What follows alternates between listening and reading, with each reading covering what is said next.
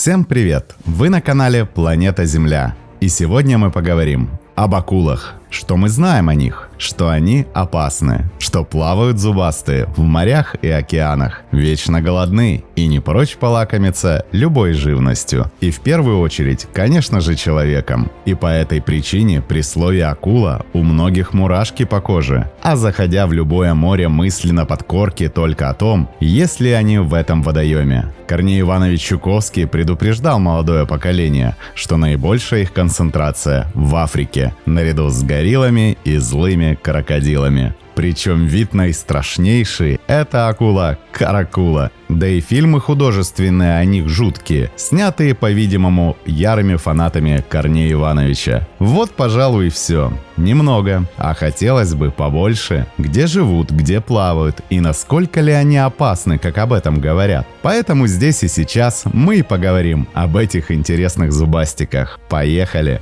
Акулы относятся к классу хрящевых рыб. Им свойственно удлиненное тело торпедообразной формы, а также крупный хвостовой плавник и множество зубов на обеих челюстях. Акулы распространены в водах Мирового океана. Таким образом, они обитают во всех океанах и морях. Хрящевые рыбы предпочитают прибрежные акватории, рифовые зоны, экваториальные и преэкваториальные воды. Некоторые виды акул одинаково комфортно чувствуют себя как в соленой, так и в пресной воде. Поэтому они могут заплывать в реки. К таким видам относятся акула-бык, обыкновенная серая акула и другие. Существует более 500 различных видов акул. Этот ряд характеризуется разнообразием размеров, форм и других особенностей. Они отличаются достаточно сложной классификацией, однако специалисты выделяют 8 основных отрядов. А о некоторых видах стоит поговорить поподробнее. И начнем мы с большой белой акулы. Сегодня трудно встретить человека, который бы никогда не слышал о ней. Это древнейшее и уникальное в своем роде животное, окутано шлейфом опасности и загадок, в чем немалую роль сыграли средства массовой информации. Большая белая акула обладает мощным маневренным телом обтекаемой формы, что позволяет ей двигаться с большой скоростью. Массивная конусообразная голова окаймлена маленькими далеко посаженными глазами и парой ноздрей. К носу хищницы ведет две небольшие обонятельные борозды, что позволяет ей учуять малейшие колебания воды и запах добычи.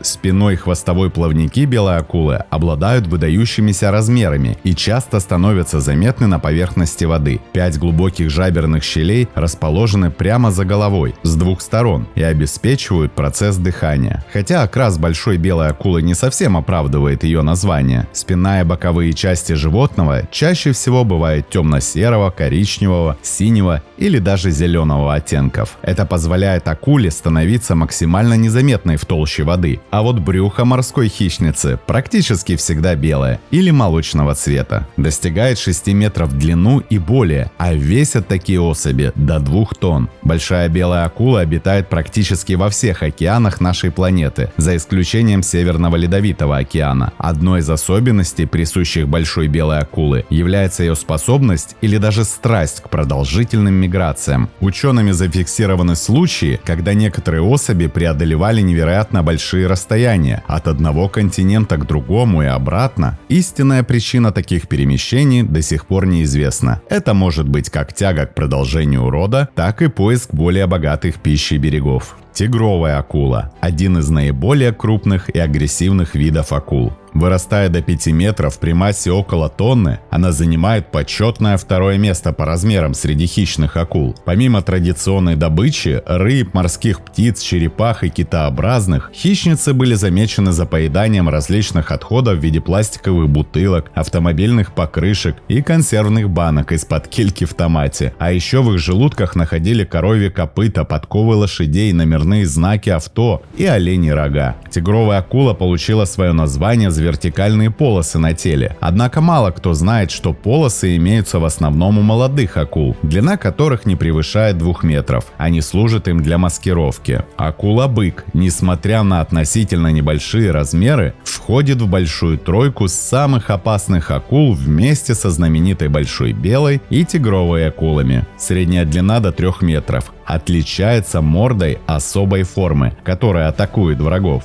Поэтому имеет 2-е название самая тупорылая. Впрочем, любая акула размером от 1,80 м может представлять потенциальную опасность для жизни человека. Все усугубляется тем, что тупорылая акула обитают у берегов континентов, а не далеко в открытом океане. Они населяют тропические, субтропические и умеренные широты, часто встречаясь на мелководье, и даже заходят в реки. Часто встречаясь в мутной воде на мелководье, может считаться самой опасной для человека. И стоя на берегу пресноводного водоема, не всегда можно предаваться размышлениям о безопасности рек и озер в сравнении с морями и океанами. Самый известный в этом плане персонаж – пресноводная акула озера Никарагуа. Пресноводное озеро Никарагуа расположено на территории одноименного государства в Центральной Америке. Когда-то оно являлось частью Океанического залива, затем отделилось из-за поднятия участка суши с изолированной котловиной. Озеро отделилось, а акулы и некоторые морские обитатели остались в нем. Конечно, выжили не все, но именно никарагуанские акулы живут и здравствуют там по сей день, являясь своеобразной достопримечательностью озера. От других пресноводных акул их отличает то, что они никогда не пробовали вкуса соленой морской воды, полностью адаптировавшись к пресноводному образу жизни, как наши лещи, щуки и пескари. Акула мака вырастает до 3 метров, весит около 100 килограммов, хотя самочки могут быть и до 400. Отличаются агрессивностью, развитым обонянием и самой высокой скоростью среди акул. Имеют серо-голубой окрас со светлой кожей в брюшной области, и в процессе охоты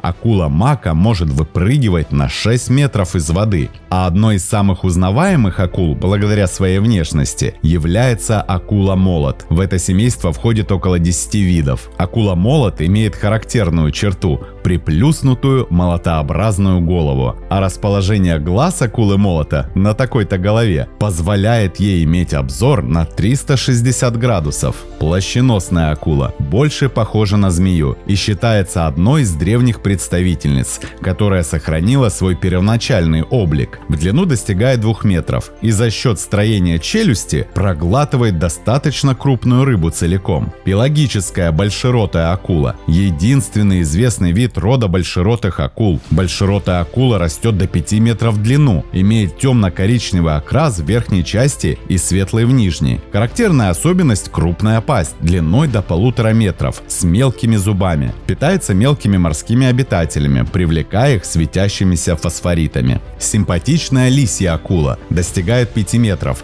и обладает уникальным хвостом с длинной верхней лопастью и короткой нижней. При помощи хвоста оглушает рыбу и таким образом питается. Среди опасных хищниц океанов и морей есть виды, чье место обитания практически полностью привязано к коралловым рифам. Например, белоперая рифовая акула, широко распространенная в Тихом и Индийских океанах. Коралловые рифы являются главным местом, где она часто встречается, но увидеть ее можно на мелководьях с песчаным дном и в закрытых лагунах. Иногда они появляются в местах, пограничных с резкими свалами на глубину, у обрывов, но на глубины больше 330 метров не опускаются. Есть и совсем необычные, такие, например, как акула домовой или скапонаринг, или акула-гоблин. Глубоководная акула – единственный представитель рода акул домовых. Напоминает доисторические виды и встречается редко. И про эту акулу мало что известно, поскольку обитает она на глубинах около 1300 метров. Это розовокожее животное имеет характерный профиль с удлиненной плоской мордой и сильно выступающими челюстями, содержащими выступающие зубы, похожие на гвозди. А есть акулы-кошки и есть акулы-собаки. Кошачья акула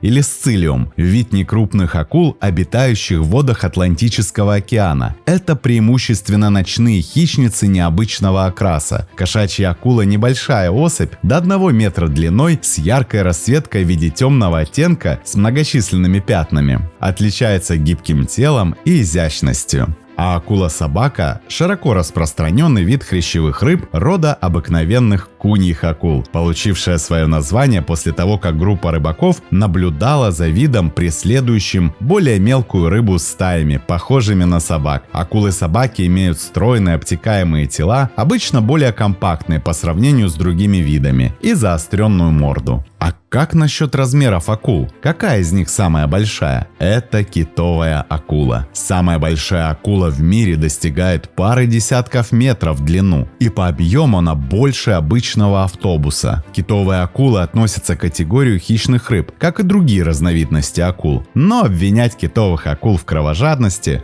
просто не имеет смысла. Несмотря на устрашающий вид и свои размеры, рацион питания китовой акулы состоит из зоопланктона, а также из небольших видов стайных рыб. Зубы у акулы предназначаются не для измельчения объектов пропитания, а лишь для удержания. Другими словами, зубы выступают в роли своеобразных замков для удержания объектов пропитания. А карликовая акула – самый мелкий представитель. Эта акула является, возможно, самой маленькой из всех акул с максимально измеренной длиной в 20 сантиметров. Обитает в Атлантическом океане, у побережья Колумбии и Венесуэлы на больших глубинах. Отличительными особенностями вида является небольшой размер взрослой особи, длинная плоская голова, рисунок из черных полос на брюхе и длинная полоса на спине. Кстати, эта акула имеет фотофоры. Это такие органы, с помощью которых она может излучать свечение. И, конечно же, нужно поговорить о мегалодоне, но не о большой внутренней кисти приматов, а о громадной акуле, жившей на Земле миллион лет назад. Мегалодон был одной из самых больших рыб всех времен. О его размерах судить трудно, но исследование ископаемых останков, представленных большим количеством зубов и окаменелых позвонков, показывает, что эта акула имела гигантские размеры, достигая по разным оценкам максимальной длины до 15 метров и имея максимальный вес от 30 до 50 тонн. Таким образом, мегалодон входил в ряд самых крупных водных хищников за всю историю нашей планеты.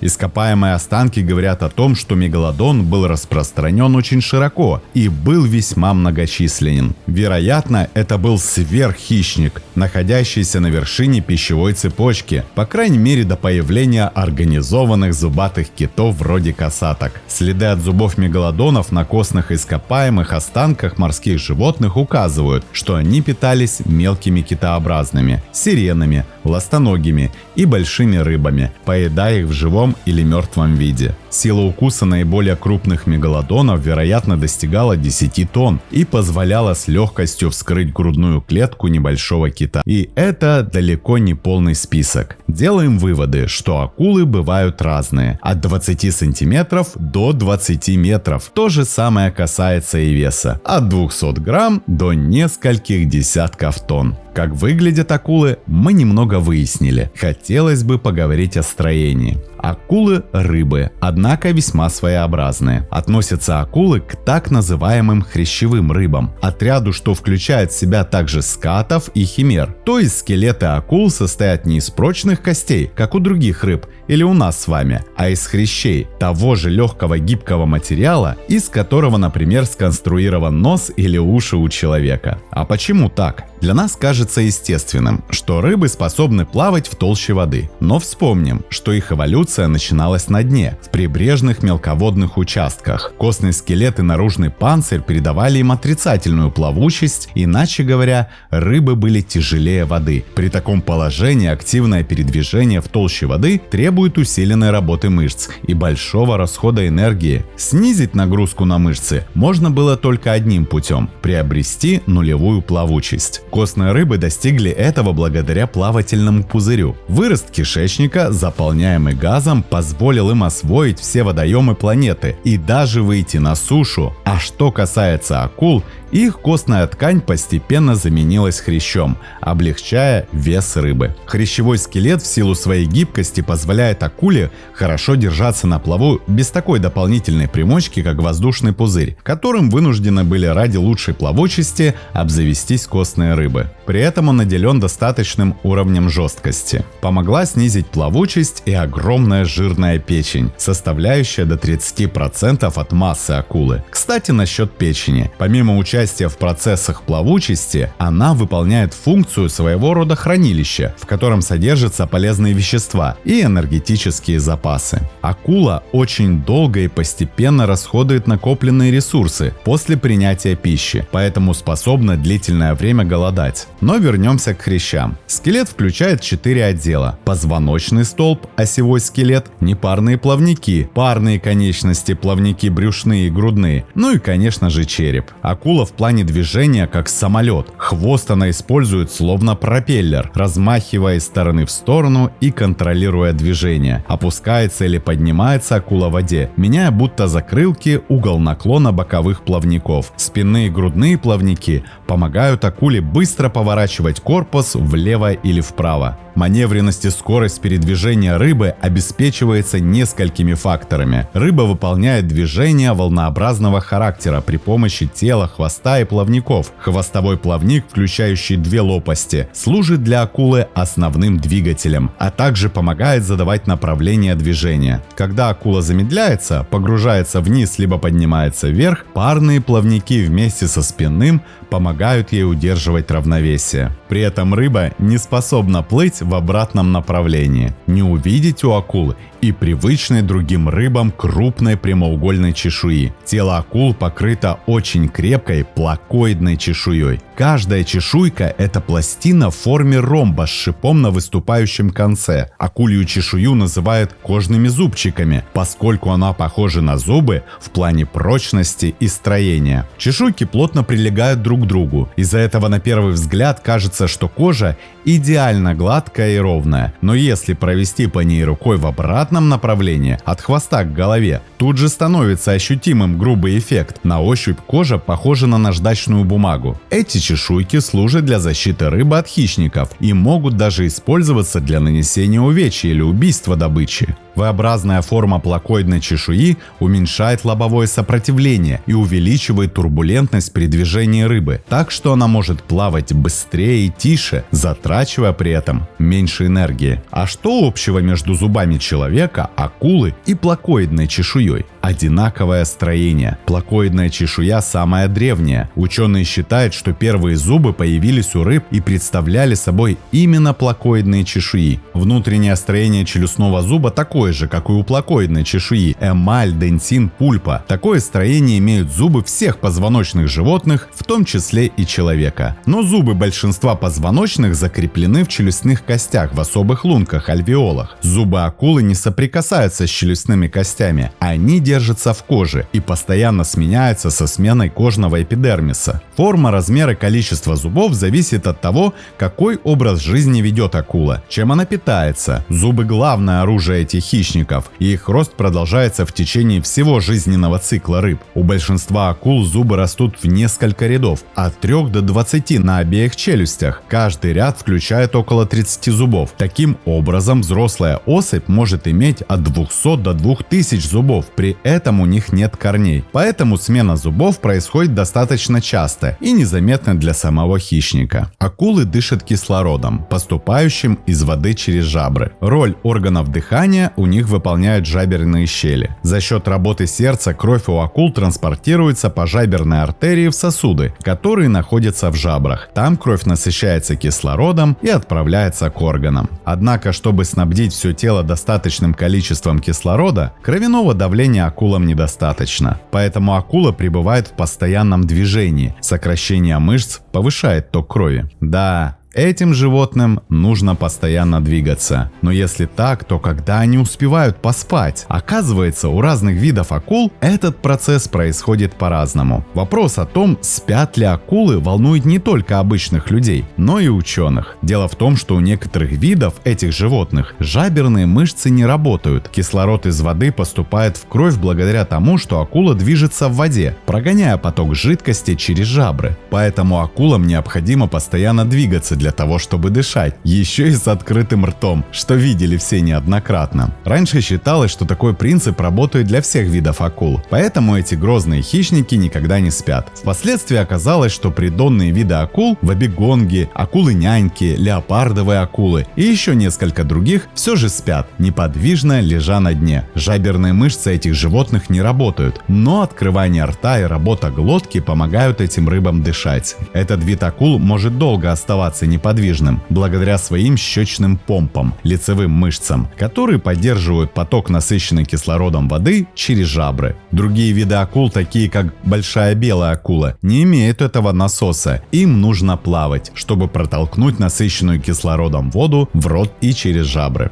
Некоторые виды акул могут дремать на дне подводных пещер, через которые протекают подводные течения. Здесь всю работу за акул выполняет течение. Поток воды проходит через жабры и позволяет животным дышать. Таким механизмом пользуются карибские рифовые акулы. Однако даже несмотря на то, что животные находятся в течении, они не могут полностью заснуть. Эти виды акул могут лишь ненадолго перестать двигаться, но глаз не закрывают. Большинство акул хладнокровные, за исключением около 8 видов. У белой, голубой и других акул отдельные части тела имеют более высокую температуру, чем окружающая среда. Это позволяет им быстрее перемещаться в холодной воде. Повышению температуры способствует активная работа мышц. Для акул основной сенсорной системой является хорошо развитое обоняние. Они отлично различают запахи, пропуская воду через ноздри к рецепторам. Некоторые акулы имеют настолько чувствительные рецепторы, что распознают запах крови на приличном расстоянии, растворенную в большой массе воды. Но, конечно же, никакую каплю крови на расстоянии в километр. Это миф. Акулы действительно обладают чрезвычайно развитым нюхом. В отличие от людей, у них не связаны процессы дыхания и обоняния. Кислород эти животные получают через жабры, а информацию о запахах через ноздри. Подобным образом устроен организм и у других рыб, но носовая полость акул наполнена большим числом рецепторов, благодаря которым можно различить огромную палитру запахов. Так что акула — это не только челюсти, это еще и огромный плавающий нос. Как развит у нее и тонкий слух за счет уникальных внутренних ушей с небольшим наружным отверстием. Хищные рыбы способны улавливать низкочастотные звуки, инфразвук, и зрение неплохое, а у некоторых видов акул отличается повышенной остротой. Кроме того, они способны различать мелкие детали и некоторые цвета. У одних видов глазное веко моргающее, у других нет. Чтобы защитить глаза от повреждений, акулы второго типа закатывают их во время нападения. И вроде бы все есть: и нюх, и слух, и зрение, и полная пасть самовосстанавливающихся зубов. Чего же еще можно пожелать? Хочу, чтобы была электрорецепция. Есть у них и такой орган чувств. Так называемые ампулы Лоренцини. Акулы чувствуют малейшие электрические импульсы, а все, что движется, вырабатывает в воде такие сигналы. Органы электрорецепции расположены у акулы на рыльце. Ампулы Лоренцини пропускают ток, при этом изолированы соединительной тканью, которая выступает изолятором. Это помогает им ориентироваться даже в мутной воде. Акула может не видеть жертву, не чувствовать запах, но безошибочно найти свою добычу.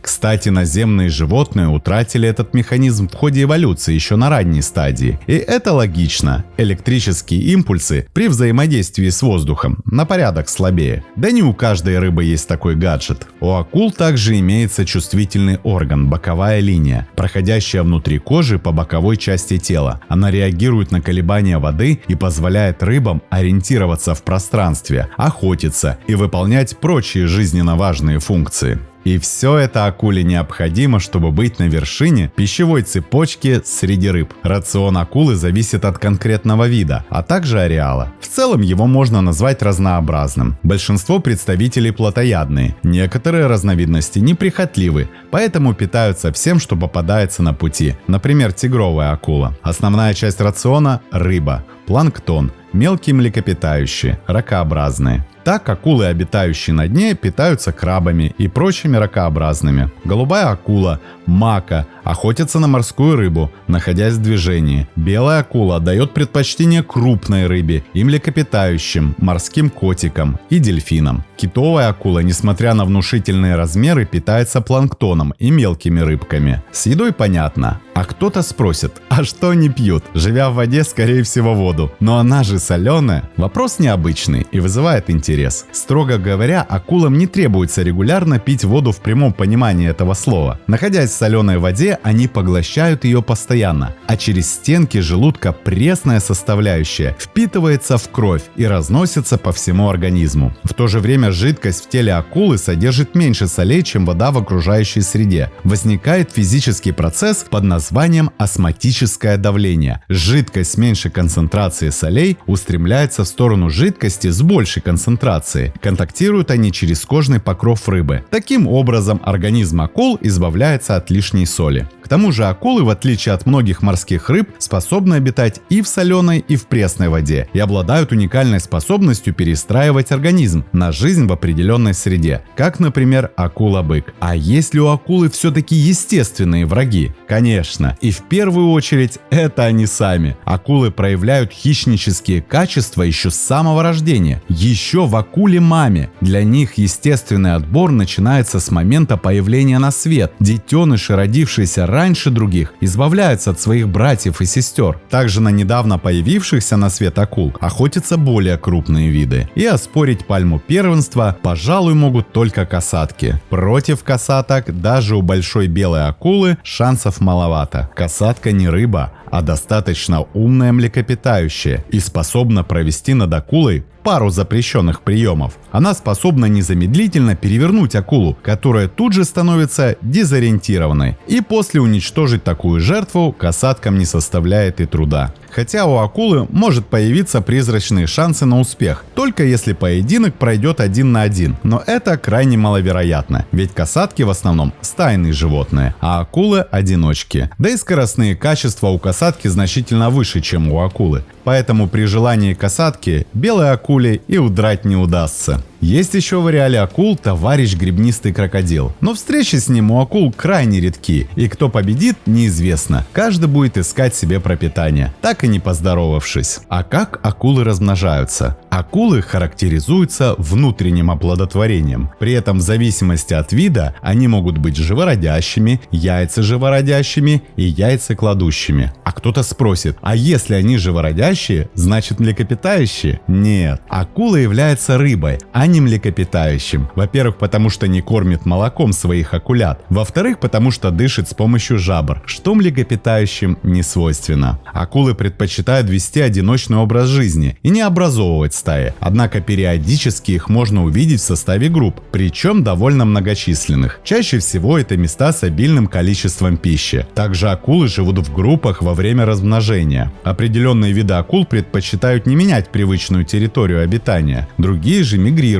преодолевая расстояние в 1000 километров. Акулы отличаются длительным периодом полового созревания, в среднем около 10 лет. Китовая акула способна к продолжению рода лишь на 30-м году жизни. Инкубационный период также существенно колеблется – от пары месяцев до 2 лет. Рыбы, которые размножаются яйцекладущим способом, откладывают от 2 до 12 яиц. При этом яйца покрываются несколькими оболочками, в том числе внешне рогоподобной. Она защищает потомство от хищников. У яйцеживородящих рыб детеныши некоторое время находятся в яйцеводе. И именно на этом этапе действует естественный отбор. И из всего потомства остается максимум 2 наиболее сильные особи, которые отправляются в жизнь. Кстати, продолжительность жизни большинства акул около 30 лет. Однако существуют и виды-долгожители. К ним относятся китовые, пятнистые колючие, гренландские полярные акулы, которые могут жить до 100 лет.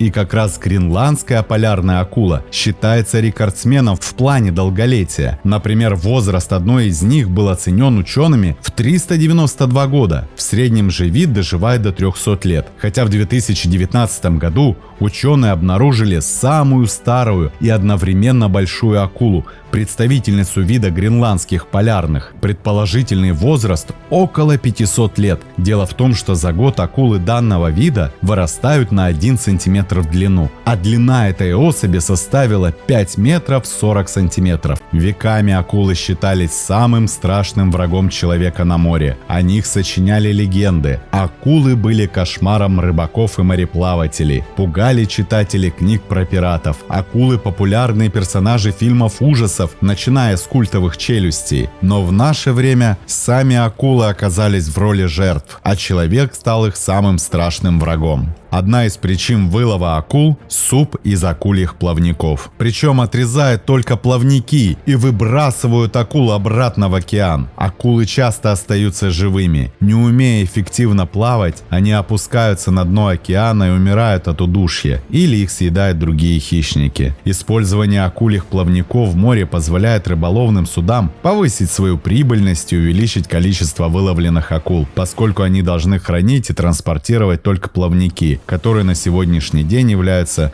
наиболее прибыльной частью акул. И многих людей на данный момент беспокоит только то, что можно остаться без супа. А то, что не будет акул, это дело десятое. Они же опасны и нападают на людей. За 2021 год в мире зарегистрировано всего 10 случаев нападения акул на людей. Один из них со смертельным исходом в Новой Зеландии. За 2022 57 неспровоцированных и 32 спровоцированных укуса акул. А акул человек вылавливает до 100 миллионов особей. Если сравнить со смертностью от других причин по данным ВОЗ, от укусов ядовитых змей погибает до 300 человек в день. А если не трогать животных, то 350 тысяч человек ежегодно тонут, и акулы тут ни при чем. И в перечне угроз, которые поджидают человека в воде, акулы занимают последнее место. Согласно последним данным, около 25% всех видов акул на грани исчезновения, а больших белых акул на Земле осталось всего 3500 особей. Есть еще несколько причин. Низкая репродуктивная способность. Акулы ориентируются на качество производимого потомства, а не на количество. Именно поэтому из всех детенышей остается лишь единицы сильнейших. Акулы мощные и красивые животные. Им нет равных по силе и выносливости во всем мировом океане среди рыб. Акулы – великолепные хищники, которые представляют собой впечатляющую эволюционную историю успеха. Они плавали в океанах более 400 миллионов лет назад, и хотелось, чтобы они остались, внося свой вклад в общее биоразнообразие и здоровье экосистемы нашей планеты, несмотря ни на что. Смотрим, слушаем, записываем, подписываемся. Не забываем ставить лайки и делиться этим видео с друзьями. Это очень помогает продвижению. С вами канал Планета Земля.